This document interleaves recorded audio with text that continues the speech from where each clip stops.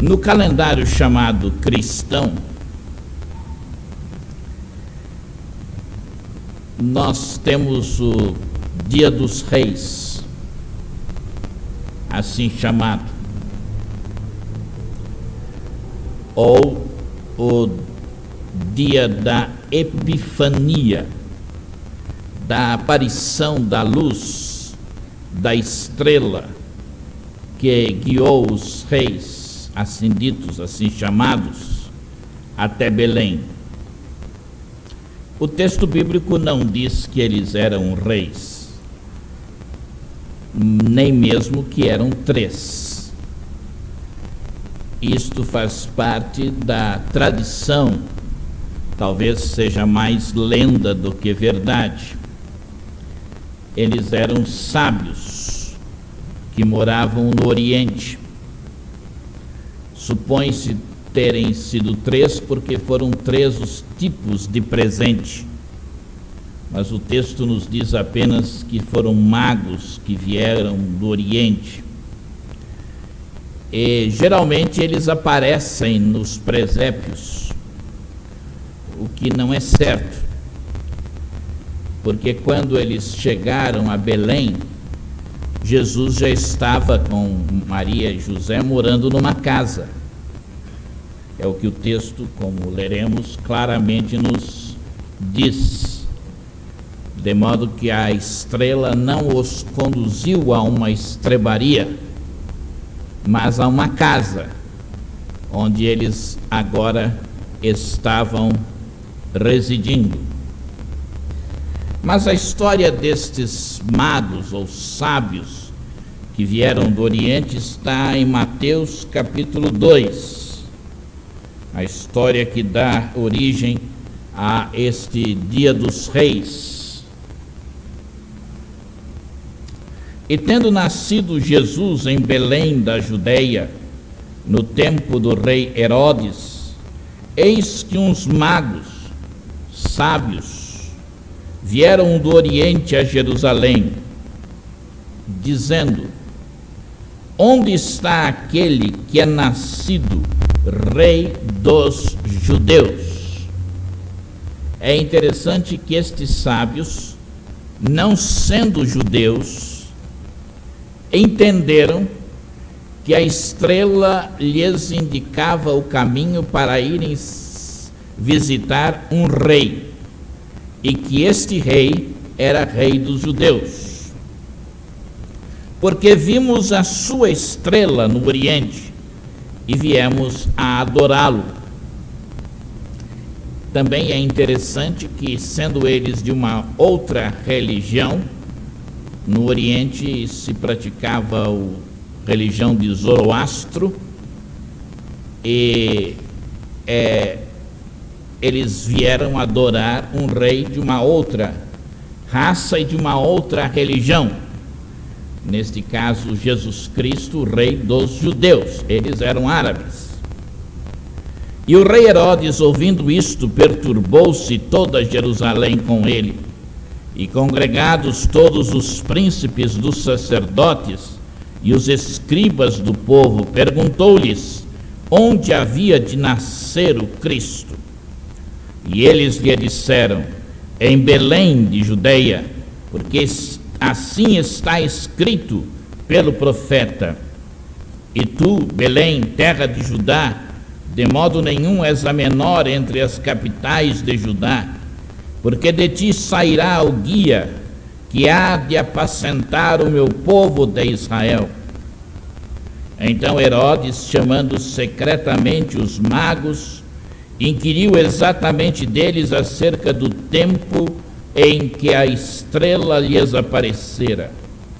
E enviando-os a Belém, disse: ide e perguntai diligentemente pelo menino, e, quando o achardes, participai-mo, para que também eu vá e o adore. E tendo eles ouvido o rei, partiram. E eis que a estrela que tinham visto no Oriente ia adiante deles, até que, chegando, se deteve sobre o lugar onde estava o menino. E vendo eles a estrela, alegraram-se muito com grande alegria. E entrando na casa, não na estrebaria, e entrando na casa, acharam o menino com Maria, sua mãe, e prostrando-se, o adoraram. E abrindo seus tesouros, lhe ofertaram dádivas, ouro, incenso e mirra.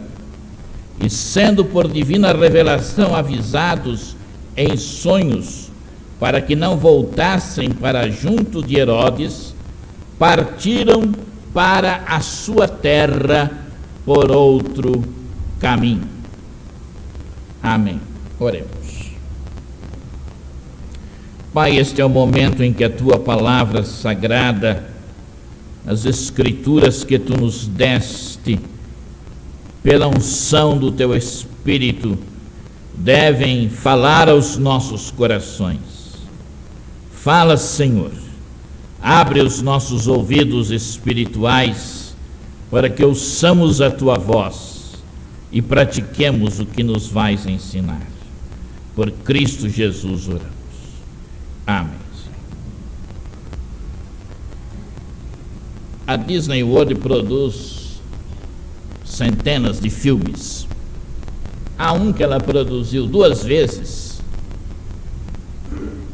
que eu não sei como era chamado, mas era a história de um sábio,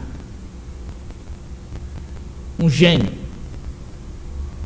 um cientista genial na área de invenções, mas, ao mesmo tempo, um homem muito desligado. Ele se esquecia de tudo. Diz o filme que ele se esqueceu de comparecer ao casamento, à cerimônia do seu casamento, 3 vezes. Ficava obcecado com as suas descobertas e invenções, a tal ponto que se esquecia de outros aspectos da sua vida. A moral dessa história é que o sabermos muito a respeito de um assunto, os sermos sábios e versados em determinada área do viver ou do conhecer humano, não nos torna igualmente sábios em outras áreas da vida ou do saber humano. Conta-se que Einstein, Alberto Einstein, o grande físico do nosso século, certa vez estava viajando de trem. E o responsável pela coleta dos bilhetes veio até ele. E ele procurou por todos os bolsos e na pasta e no chão, não achava o bilhete. Mas este funcionário ferroviário lhe disse: eu conheço o senhor, eu sei quem é o senhor é o professor Einstein lá da universidade, eu conheço o senhor, não se preocupe, não vou exigir que o senhor apresente o bilhete. E continuou andando pelo trem, recolhendo os outros bilhetes, e quando voltou, encontrou o professor Alberto Einstein de 4 lá no vagão, procurando por todo lugar o bilhete. E se aproximou dele, ele disse: eu já disse ao senhor, professor Einstein, que eu não vou recolher, não preciso o senhor me apresentar o seu bilhete, não precisa ficar procurando. E Einstein lhe teria respondido: ah, não, o problema não é esse. O problema é que eu preciso encontrar o bilhete para saber para onde eu estou indo.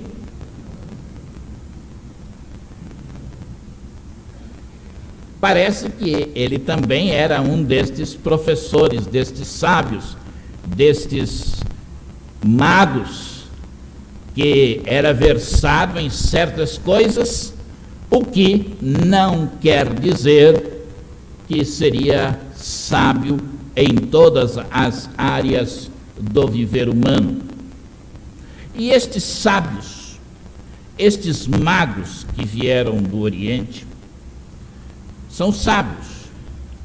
Eram sábios na religião deles, persas. Eles eram sábios em termos de conhecimentos sobre a astrologia, o estudo dos astros, das estrelas, dos planetas, das constelações.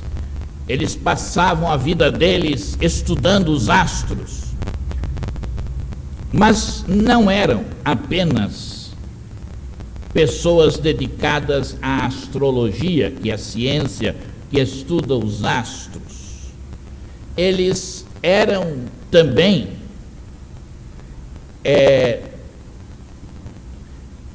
pessoas versadas no que nós chamamos hoje de horóscopo. Isto é, também procuravam discernir nos astros ensinamentos, talvez até profecias ou predições sobre o destino humano. O fato é que em certas áreas do saber daquele tempo, eles eram sábios.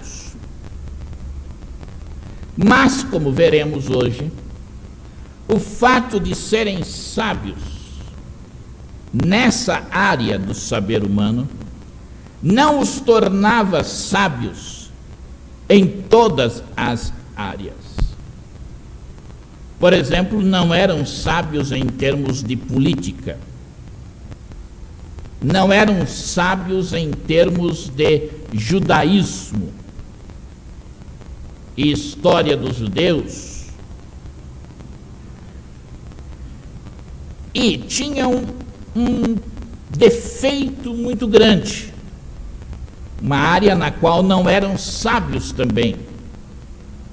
É que não eram sábios na sua compreensão da natureza humana, mais especificamente da maldade que há no homem.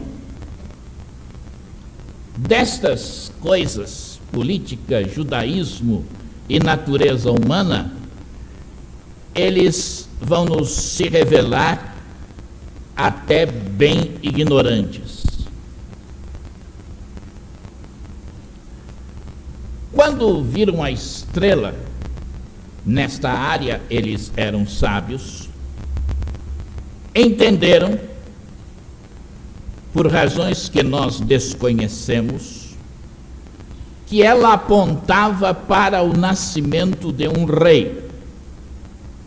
Na astrologia praticada por eles, a aparição de um cometa pré-anunciava um desastre, e o aparecimento de uma estrela pré-anunciava a vinda de um rei, o nascimento de um rei. E apareceu-lhes uma estrela. Estudantes que eram das coisas dos corpos celestiais discerniram que era uma estrela que eles não conheciam. E essa estrela se movimentava. E eles entenderam que ela lhes anunciava a chegada de um rei. E seguindo a estrela foram para a Judéia. E entenderam que então seria o rei dos judeus que teria nascido. Mas é possível que estes sábios tivessem tido certos conhecimentos a respeito do que é chamado de esperança messiânica que os israelitas acalentavam. Por quê? Porque os judeus, 600 anos antes, tinham sido levados para a Babilônia como escravos. Os irmãos se lembram que os judeus foram levados pelo rei babilônico Nabucodonosor para a Babilônia. Jerusalém foi destruída, o templo foi destruído, as muralhas da cidade foram destruídas, a cidade foi destruída e ficou um monturo de pedras. E os judeus, levados cativos, passaram 70 anos na Babilônia. Babilônia esta que, por certo, recebeu muitos ensinamentos a respeito da religião judaica. Até porque o próprio Nabucodonosor veio a se converter e veio a decretar que todos os povos adorassem o Deus dos judeus. Portanto, muito do conhecimento da esperança messiânica dos judeus foi difundido e espalhado entre os babilônicos, os quais, por sua vez, vieram a ser derrotados pelo Império Medo-Persa. E é da Pérsia que vêm estes magos.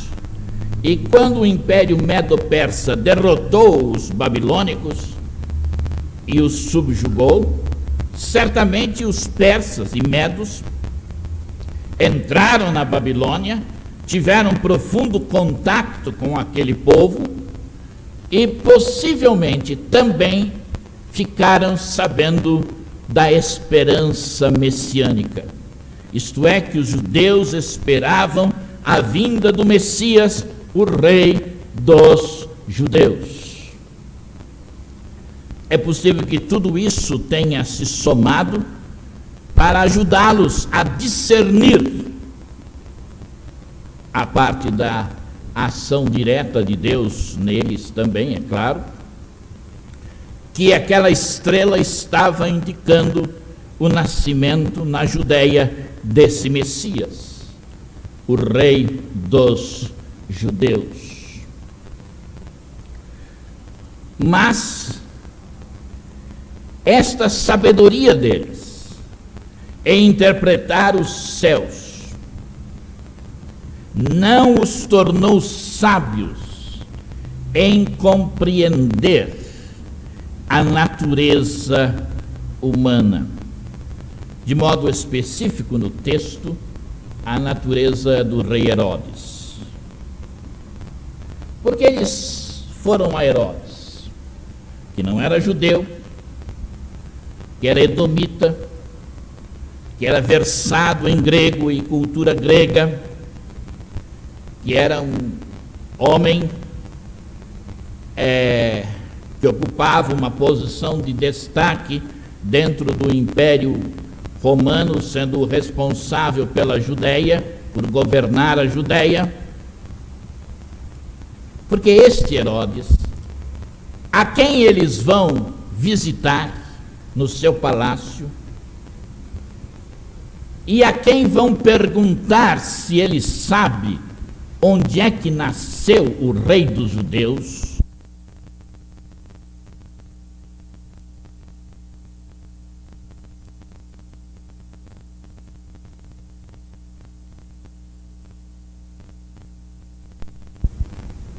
Herodes havia matado a sua esposa, havia matado alguns de seus muitos filhos, era um homem sanguinário, não hesitava em tirar a vida das pessoas, sofria de um mal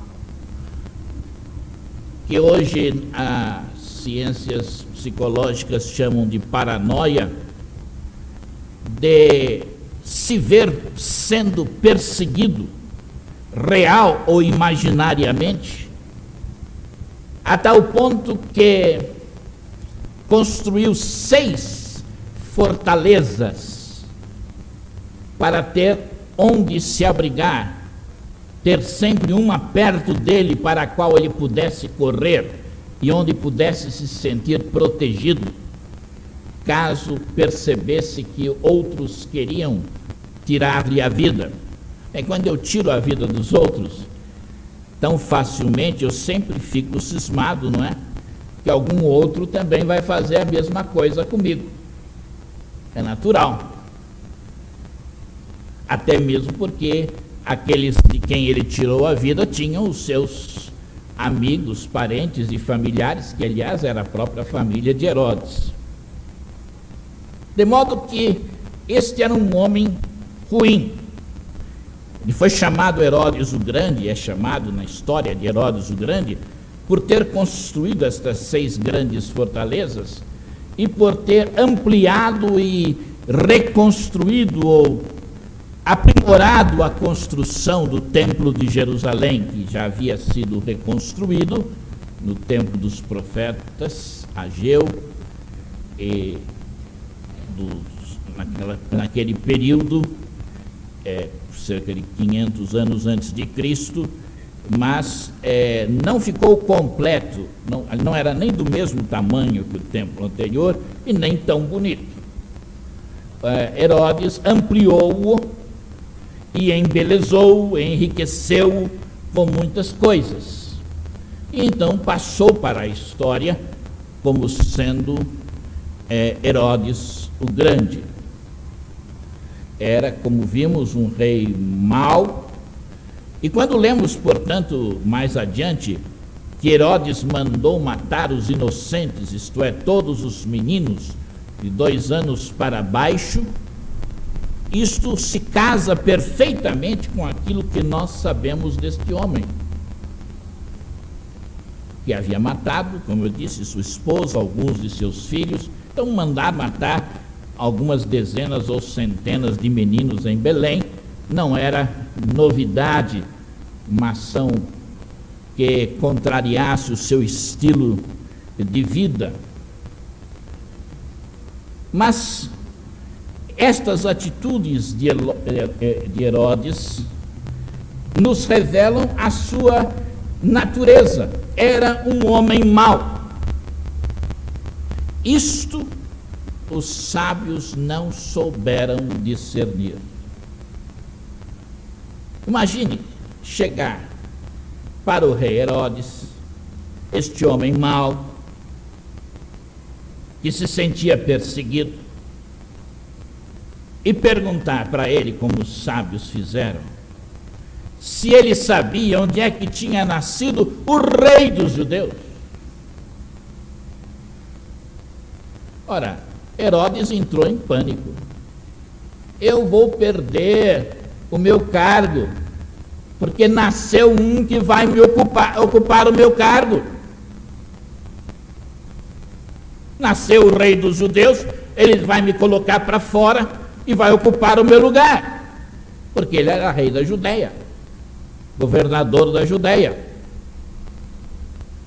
Faltou aos sábios sabedoria para entender que não era este rei mau que eles deviam ir anunciar que havia nascido o rei dos judeus.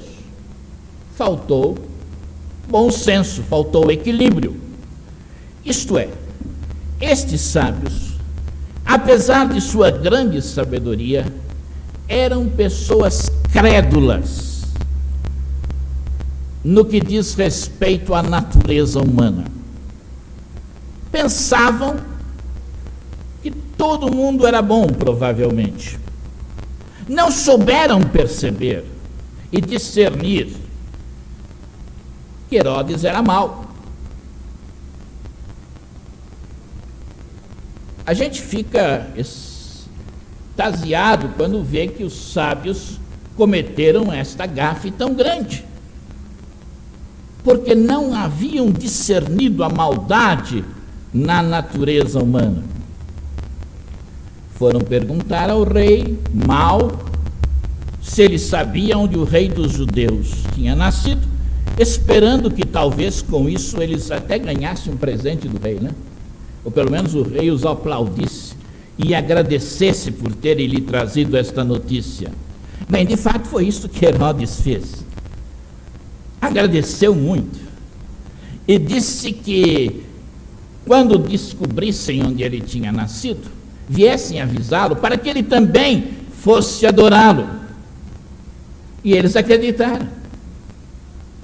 Eram crédulos, não sabiam discernir a maldade da natureza humana. Eram pessoas inocentes, vamos dizer assim. Eram pessoas simples, que não viam maldade em nada, que não viam o mal em nenhum lugar. Eram crédulos. Eu posso até ir ao rei Herodes, dar essa notícia, e ele dizer que quer ir adorá-los, e eu vou acreditar. É isto que estamos chamando de ser incrédulos. Mas deve nos chamar a atenção e até nos surpreender, a princípio, que nesta história tão bonita do Natal, do nascimento do Senhor Jesus Cristo, tão cercada por eventos e momentos de enlevo já espiritual, já para a raça humana, apareça nesta história a figura de um tal Herodes, símbolo do mal. Mas, se pensarmos bem, isso não deve nos surpreender tanto, porque isto permite que a história do Natal, e segundo o calendário cristão, nós ainda estamos no período do Natal,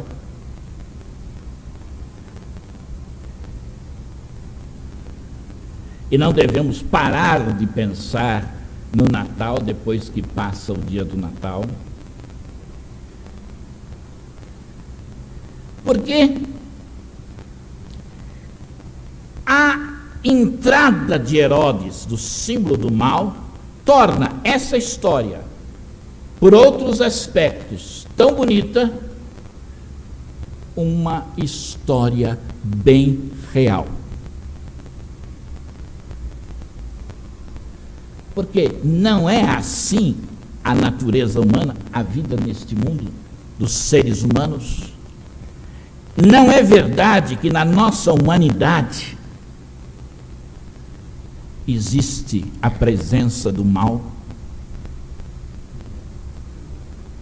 Não há aquela área da vida humana que não esteja permeada pelo mal. Como não há aquela área da natureza humana onde a presença do mal não se faça real.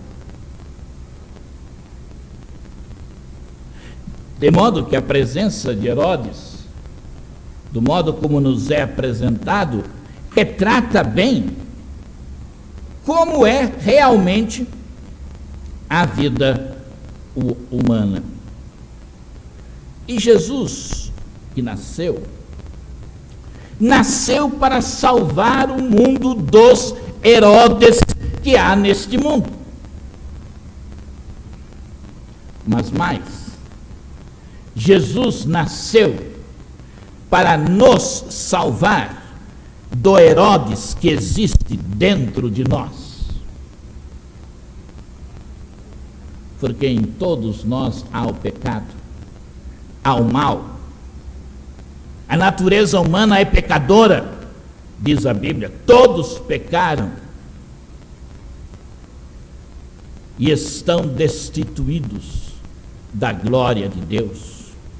Não há nenhum justo, diz a Bíblia, nenhum sequer. Não há ninguém que não tenha um Herodes morando dentro do seu coração. E era preciso Deus intervir, enviando o seu Filho para salvar os homens da maldade, de um modo geral, e da maldade que existe no coração de cada um, que habita em cada um de nós.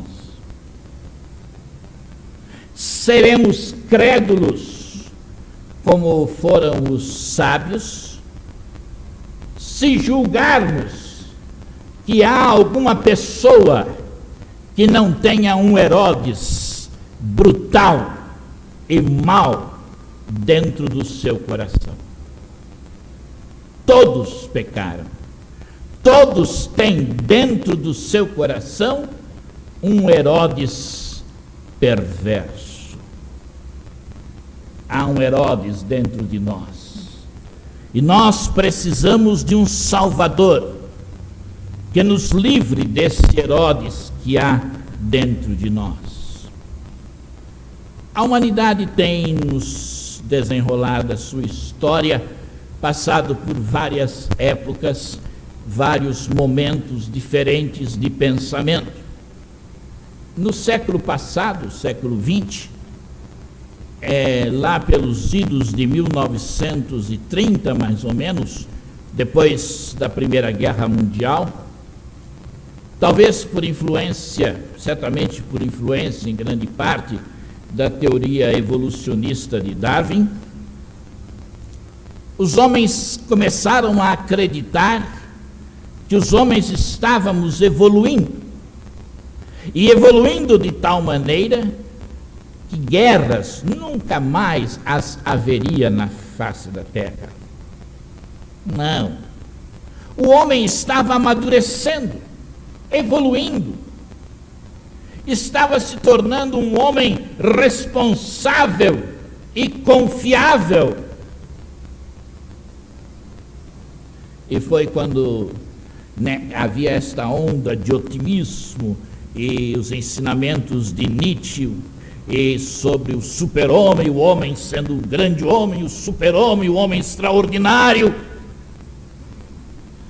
que arrebenta a Segunda Guerra Mundial, que surge um Hitler e veio desmoronar toda aquela maneira de pensar, modo de ver as coisas dos homens daquele tempo.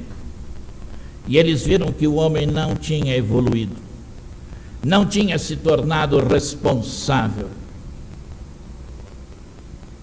Eles viram os homens se entregando à maior carnificina da história da humanidade e viram 6 milhões de judeus morrendo lá nos campos de concentração de Auschwitz. Nós estivemos lá, dona Cleusa e eu, na Polônia, nesses campos de concentração. Eram muitos, havia vários na Alemanha também, mas o mais famoso era este da Polônia, para onde eram enviadas as pessoas para morrer em câmaras de gás. Os prédios ainda estão lá, estão abertos para visitação pública, e a gente vê as coisas, como é que eram lá, os fornos, tudo, os originais. E foi quando a humanidade mergulhou-se neste mar de sangue, que os homens acordaram para o fato de que ainda há maldade na humanidade. Não havíamos superado o mal. Não superamos o mal. Não evoluímos. O otimismo foi destruído. A humanidade continua má. Herodes continua vivo e dentro de cada um de nós. E a humanidade continua precisando de um Salvador que venha salvá-la desse Herodes, dessa maldade. Mas estamos vendo duas maldades neste texto, já as mencionei, preciso sublinhá-las. Uma, a maldade de Herodes. E outra, que até agora eu não chamei de maldade, mas descrevi como sendo. Ou seja, a maldade dos sábios, que era a credulidade deles, a falta de capacidade que eles tinham para discernir a existência e a presença do mal em Herodes. E quando nós temos esta maldade que os sábios tinham, ou seja, esta credulidade que nos incapacita de discernir o mal nas nossas próprias vidas, nós, à semelhança de Herodes, fazemos coisas semelhantes à matança de inocentes. Nós praticamos males que prejudicam outras vidas, que fazem inocentes sofrerem. Este pecado, este mal, que leva a pessoa a esta credulidade de que ela não é pecadora, de que não há mal, de que não há pecado, de que não há transgressão, de que não há desobediência à palavra de Deus. Esse modo de pensar crédulo, errado, nos leva a praticar maldades sem que tomemos consciência que estamos praticando maldades. Os sábios não pensaram que a credulidade deles, não sabendo discernir o mal no coração de Herodes, iria levar aquelas crianças inocentes serem mortas. Mas o que causou a morte, a matança daquelas crianças, foi a maldade dos sábios, a credulidade dos sábios, a incapacidade que eles tiveram de reconhecer que o homem é mau e que Herodes era mau. Deus salvou Jesus daquela matança. Mas para tanto foi preciso se pagar um preço. José e Maria, avisados por Deus, saíram da Judeia. E, como se não bastasse terem viajado tanto para chegar a Belém, quando foi feito o decreto de que tinham que se alistar, e Maria grávida, fala-se tanto dela grávida, viajando quilômetros e quilômetros com José para irem à cidade onde precisavam se alistar. E agora com uma criança que tinha talvez 2 anos, Herodes mandou matar as crianças de 2 anos para baixo, segundo que os magos lhe haviam falado da estrela e seus cálculos sobre a data do nascimento da criança. Saem da Judeia, de Belém, e vão para uma terra estranha para eles, o Egito.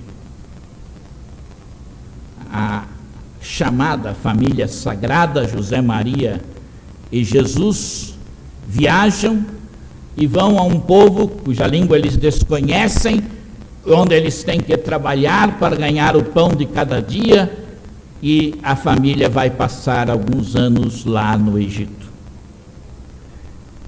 José e Maria tiveram que pagar um preço para salvar Jesus de Herodes. E para nos salvar de Herodes, Deus teve que pagar um preço. Foi preciso Jesus ir ao Egito da cruz, para ali morrer pela nossa maldade, pelo nosso Herodes, encarnando nele mesmo ali na cruz o Herodes, a maldade humana, o pecado humano, pagando esse preço para nos salvar da ira de Satanás, de Herodes, do nosso pecado.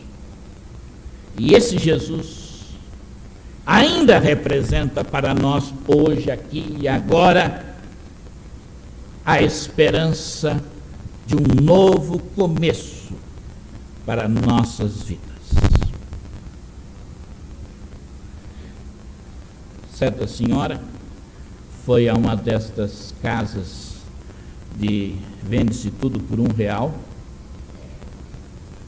Estão se difundindo muito, estão dando muito lucro. Uns parentes da Cleusa já estão com 7 casas dessas e faturando milhares e milhares de reais por semana, simplesmente com coisas que custam R$1. E certa senhora foi a uma destas casas e encontrou um presépio. O presépio se originaram com São Francisco de Assis, há mais de 500 anos. Foi ele que imaginou fazer-se assim uma maquete do que teria sido a estrebaria, a manjedoura, onde Jesus tinha nascido. E colocou árvorezinhas lá e uma estrela ou mais, não sei, para indicar a estrela que havia indicado o caminho para os magos.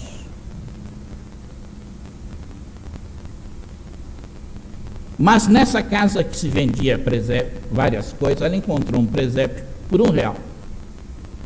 Achou muito barato. Aí o dono falou: mas é com essas figuras que estão aí. Você não tem aí, a senhora não tem aí a figura de Jesus. Se quiser a figura de Jesus também, então custa R$50. Acontece que um presépio sem Jesus não é presépio. Acontece que um Natal sem Jesus não é Natal. E como foi o nosso Natal? Jesus esteve presente? Ou o nosso Natal não foi um Natal?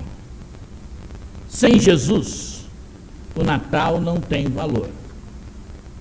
Sem Jesus, a nossa vida não tem significado. Sem Jesus, nós não podemos nos salvar do Herodes que há dentro de nós, da maldade do pecado que existe no nosso coração. Mas não sejamos tão negativos quanto aos sábios. Afinal de contas, eles estavam observando os céus. Discerniram que aquela estrela lhes comunicava o nascimento de um rei. Seguiram a estrela, podiam não ter seguido. Foram procurar onde é que estava aquele que havia sido nascido o rei dos judeus. Tudo isso deve ser motivo de elogio. Embora não soubessem, não entendessem, não compreendessem que esse rei dos judeus era o rei dos reis e o senhor dos senhores, e deveria ser o rei e o senhor dos seus corações. Mas, até onde sabiam, praticaram. Às vezes a gente vem à igreja, dá dízimo, participa das atividades, sem perceber e sem entender muito bem quem é esse Jesus Cristo que nós estamos adorando aqui na igreja. Não percebemos bem que esse Jesus Cristo é o Rei dos Reis e o Senhor dos Senhores, e que Ele quer estar assentado no trono do nosso coração, da nossa vida, da nossa história. Mas elogiemos os sábios também, porque trouxeram presentes reais, reconhecendo que aquele que havia nascido era rei. Trouxeram ouro, que era dado aos reis, era identificação de que alguém era rei, mas não discerniram que o reino de Jesus Cristo não é deste mundo. Trouxeram incenso, que era usado no templo para adorar a Deus, mas não discerniram que este Deus que eles estavam adorando quer ser adorado em espírito e em verdade, e não num templo ou num lugar. Trouxeram mirra, que era um perfume, um óleo extraído da mirra, a planta, que era usado para ungir, passar unguento nos cadáveres quando iam ser sepultados, sem se aperceberem de que aquele rei ressuscitaria, venceria a morte. É por isso que há coisas boas nestes magos, tanto assim que passaram para a história, são lembrados, e não há árvore de Natal que não tenha uma ou mais estrelas.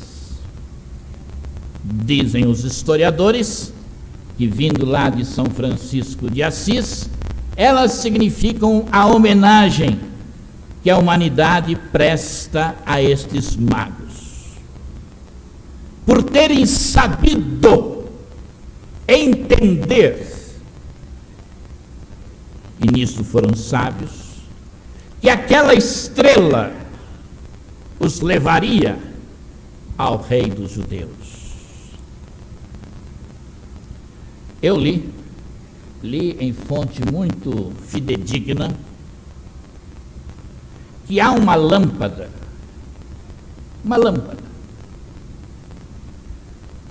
que foi acesa em 1901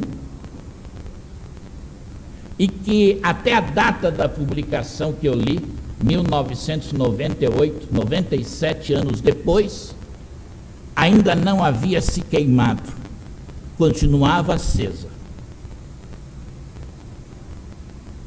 É a lâmpada que tem durado, se é que ela ainda está de 98 para cá, ainda acesa, mais tempo brilhando na história da humanidade. Mas há uma outra que brilha por mais tempo. É que Jesus Cristo, para quem aquela estrela luminosa apontou, é a luz do mundo. Jesus disse: eu sou a luz do mundo, e aquele que me segue não andará em trevas.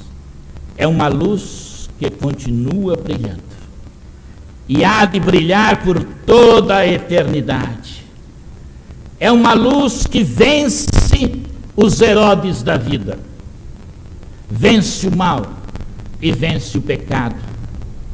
É uma luz que vence as trevas do coração humano e ilumina o coração humano para que veja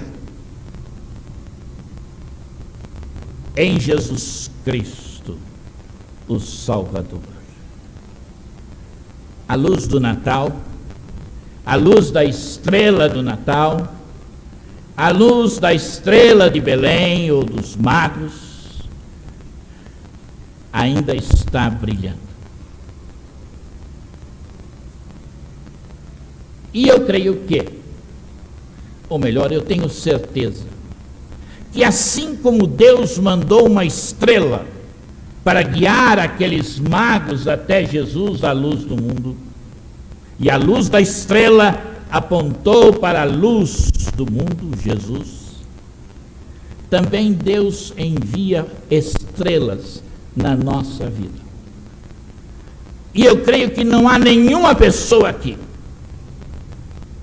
a quem Deus não tenha enviado as suas estrelas. Quem são estas estrelas? Às vezes é uma esposa, às vezes um marido, às vezes um filho, às vezes o pai, às vezes um amigo, às vezes um colega de serviço, um colega de emprego, um colega de escola, uma vizinha, uma pessoa, a estrela, que Deus tem levantado na sua vida para apontar você para Jesus, a estrela eterna, a luz eterna, a luz da vida.